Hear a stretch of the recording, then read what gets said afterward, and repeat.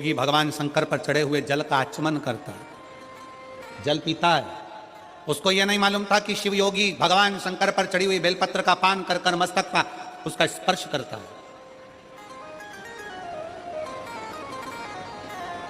कल कथा में कहा था कि शंकर भगवान पर चढ़ा हुआ जल जब हम अपने ऊपर छींटते हैं, वो जल हमारे शरीर पर ही सूख जाता है और वो जल लगा हुआ शरीर जहां जाता है वो अपना कार्य सफल कर कर ही आता है, सफल कर कर।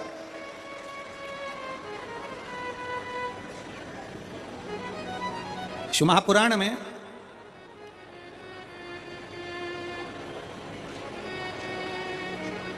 एक रावण संहिता के अंतर्गत 4 तिलक का वर्णन आता है। थोड़ा सावधानी से सुनिएगा।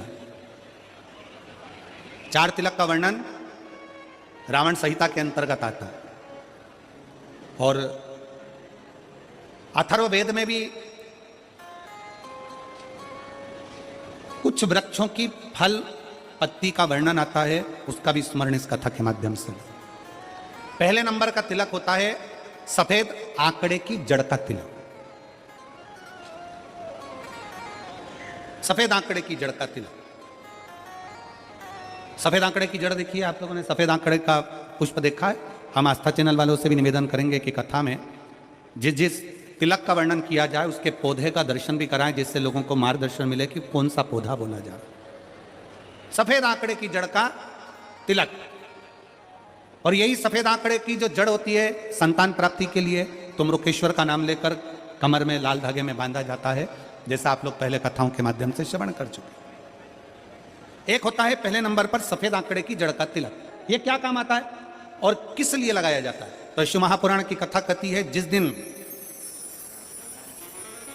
आपको लगे कि मुझे इस कार्य के लिए जाना है और ये मेरा कार्य सफल होना चाहिए, ये कार्य मेरा रुक रहा है, इस कार्य में बांधा आ रही है, ये कार्य मेरा अटक रहा है, उस दिन सफेद आंकड़े की जड़ को थोड़ा सा घिस कर और घिसने के बाद उसको अष्ट विनायक में से किसी भी एक विनायक श्री गणेश जी का नाम लेकर अपने मस्तक पर थोड़ा सा तिलक उस सफेद आंकड़े की जड़ का लगाकर चले जाइए।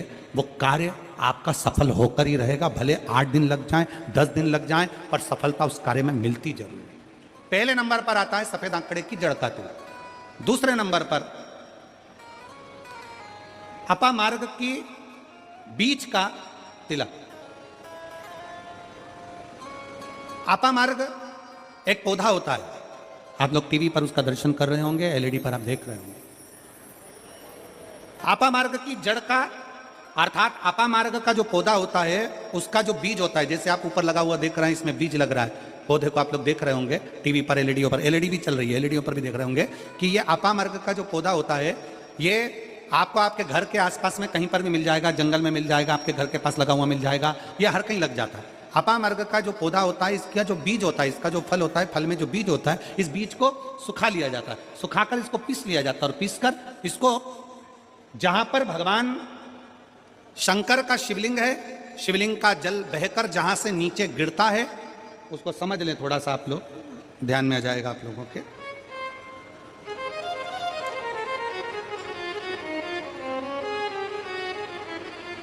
इधर देखिए, शिवलिंग की ओर ध्यान देंगे।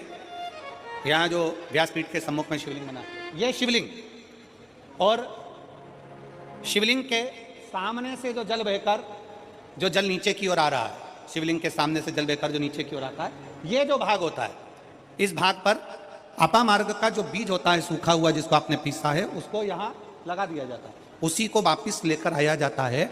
और उस बीज का जो चंदन होता है, जिसको अपन पानी में मिलाकर सिर पर लगाते हैं, कोई व्यक्ति आपका अगर धन लेकर चले गया, कोई व्यक्ति आपकी संपदा लेकर चले गया, कोई कार्य आपका बहुत दिन से कोर्ट में अदालत में चल रहा है, लगभग 1 महीना इसका तिलक लगाना चालू कर दीजिए, दूसरे महीने में आपका धन आपके घर पर जरूर आएगा और आपका कार्य पूर्ण जरूर होगा। अपामार्ग का बीज का चंदन तिलक, अपामार्ग का तिलक हमें सुख प्रदान करता है। तीसरे नंबर पर होता है दुर्वा। क्या बोलते हैं इधर छत्तीसगढ़ में? दुर्वा बोलते हैं कि घास बोलते हैं? जो गणेश जी को चढ़ाते हैं दुर्वा, दुर्बी, ठीक है। टीवी पर आप लोग देख रहे हैं, दर्शन कर रहे होंगे, दुर्वा, दुर्बी, जिसको छत्तीसगढ़ में दुर्बी कहते हैं, दुर्वा कहते हैं, जो गणेश जी को चढ़ता है, दुर्वा। अब आप सबको स्मरण में तो होगा कि दुर्वा कहाँ से प्रकट हुई है। तो शिव महापुराण की कथा में विष्णु पुराण को अगर हम अध्ययन करें तो विष्णु पुराण का स्मरण करेंगे या कूर्म पुराण को पढ़ेंगे तो उसमें मिलेगा कि भगवान जब सुमेरु पर्वत को मंथन के लिए रखा गया था, तब वो पर्वत नीचे दबता जा रहा था, तब कच्छप भगवान अपनी पीठ पर उस पर्वत को धारण करे थे।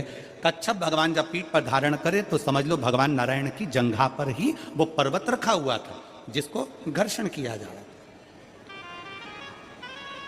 घर्षण किया।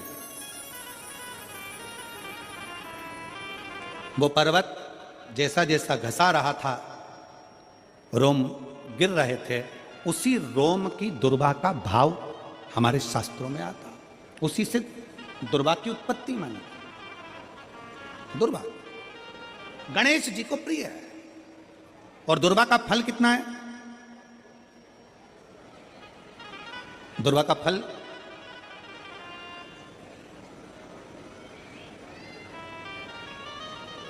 जब एक असुर ने उत्पात मचाया और गणेश जी के पास सूचना गई तो गणेश जी ने उस असुर को निगल लिया।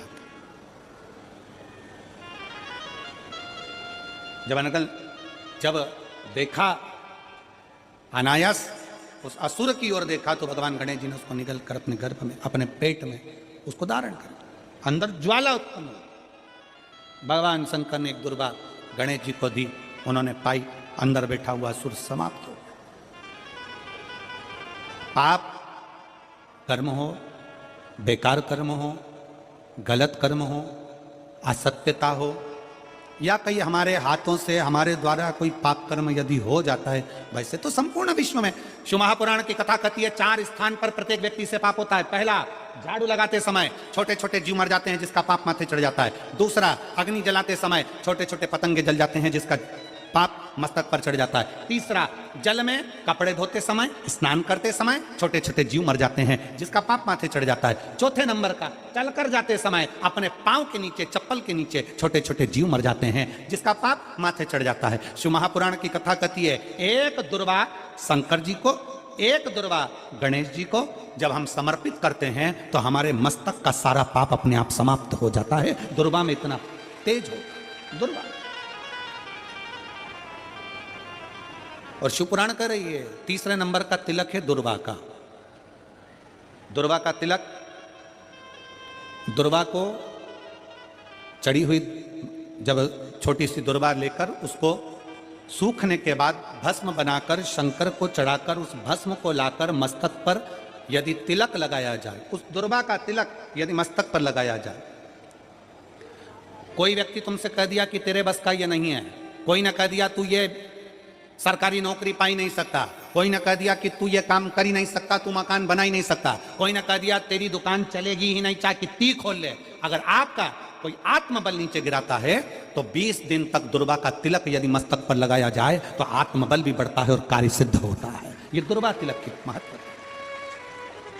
चौथे नंबर पर आता है बेलपत्र की जड़ का तिलक, जिसको हम पहले भी कथाओं में बोल चुके हैं कि बेलपत्र कि मिट्टी का भी अगर तिलक लगाया जाए, बेलपत्र के नीचे की मिट्टी का भी अगर तिलक लगाया जाए तो वो भी फल देता है।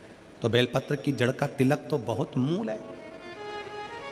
कभी मान लो कहीं बेलपत्र की जड़ ऐसे नहीं निकालना चाहिए, बेलपत्र हरा भरा रहे तो कभी उसकी जड़ नहीं निकालना, कभी भी। मान लो कोई बेलपत्र का वृक्ष सूख गया, कोई बेलपत्र का वृक्ष अगर सूख गया है, उसकी अगर जड़ मिल गई है तो उसको घिस कर उसका चंदन बनाकर शिव का लेपन कर उस चंदन को अपने मस्तक पर भी धारण कर सकते। क्या होगा उससे? तो कहा किसी व्यक्ति को कोई कार्य के हेतु आपने बोला है और वो व्यक्ति कार्य से इनकार कर रहा है, मना कर रहा है कि ये मेरे बस का नहीं है, मैं नहीं करूंगा, उठाओ तुम्हारी फाइल लेकर जाओ यहां से, ये मैं नहीं करूंगा। तुम्हें लग रहा है कि ये केस मुझे जीतना है और मैं सत्य हूं और मेरा केस मुझे जीतना है और असत्यता भारी पड़ रही है, झूठ भारी पड़ रहा है, उस समय पर बेलपत्री का चंदन का तिलक या बेलपत्री के वृक्ष की मिट्टी का तिलक व्यक्ति को सफलता जरूर देता है, उस तिलक को धारण जरूर करना चाहिए, उस तिलक को जरूर डालना। बेलपत्र का तिलक, बेलपत्र की मिट्टी का तिलक, बेलपत्र के वृक्ष के नीचे बैठकर करा गया भजन, बेलपत्र के वृक्ष के नीचे बैठकर करी गई साधना, बेलपत्र के वृक्ष के नीचे बैठकर करी गई आराधना हमें फल प्रदान करती है। और मैं संपूर्ण देशवासियों को इसके लिए बहुत बहुत साधुवाद देता हूं, बहुत बहुत बधाई देता हूं कि जब वृक्षारोपण कराया जाता है विठलेश सेवा समिति द्वारा, सारे शिव भक्त अपने अपने क्षेत्र में बेलपत्री का पौधा लगाते हैं और बेलपत्री के वृक्ष को बड़ा करते हैं। उसके लिए आपको साधुता देते हैं, साधुता। अपने जीते जी अपने जीवन काल में प्रयास जरूर करो कि बेलपत्री का पौधा जरूर लगाया जाए, क्योंकि जब हम भोले बाबा के भगवान शंकर के चरणों में जाएं तो शिव कृपा करें, शिव करुणा करें।